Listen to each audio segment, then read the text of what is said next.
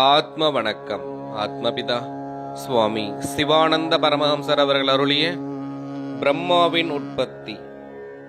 பிரம்மாவுக்கு அண்டஜன் என்ற பெயரும் உண்டு. அண்டஜன் என்றால் முட்டையிலிருந்து ஜனித்தவர் என்று பொருள்படும். அந்த முட்டை எதுவென்றால் இக்காணப்பட்ட உலகமாகும்.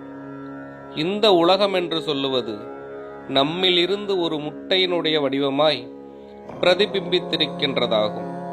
அதற்கு உதாரணம், பூமியில் எங்கிருந்து பார்த்தாலும் நாம் காணுகின்ற ஆகாசம் நானாபாகத்திலும் பூமியோடு தொட்டு இருப்பது போலவும் உருண்டையாய் முட்டையினுடைய வடிவத்திலும் காணப்படுகிறது.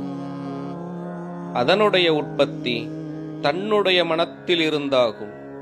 அது எவ்விதமென்றால், மனமாகும் சக்தி, அதாகும் விஷ்ணு. அப்பொழுது சக்தியாய் மனமாயிருக்கின்ற விஷ்ணு சுக்கிலமாகும்.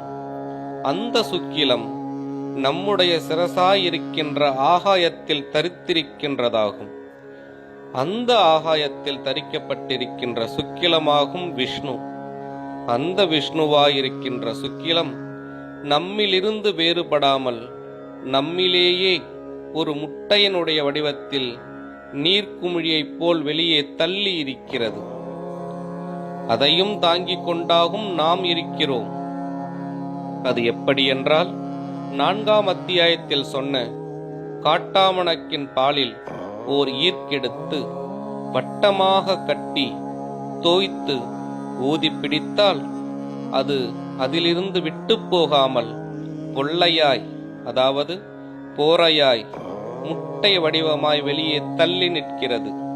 கொஞ்ச நேரத்தில் உடைந்து போகவும் செய்கிறது. இப்படியே ஜீவன் மனமாகிய சுக்கிலத்தை தள்ளி கொண்டு தன்னிலிருந்து வெளியே வருகிறது.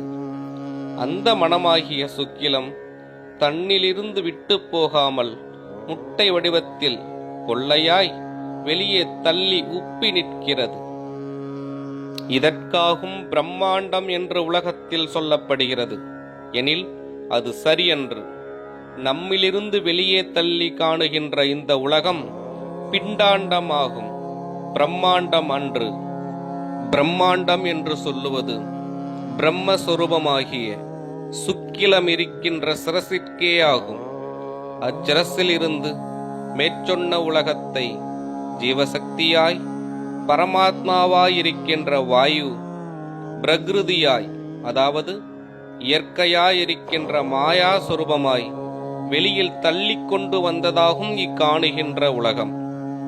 அதனால் இப்பொழுது உலகம் என்று சொல்லி வருகின்ற இக்காணுகின்ற உலகு பிண்டாண்டமாகும்.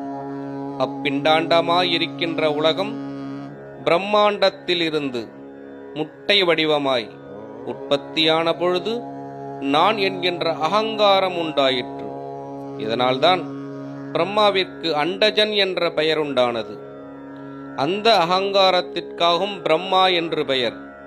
இப்படியாகும் பிரம்மாவினுடைய உற்பத்தி. ஆத்ம வணக்கம்.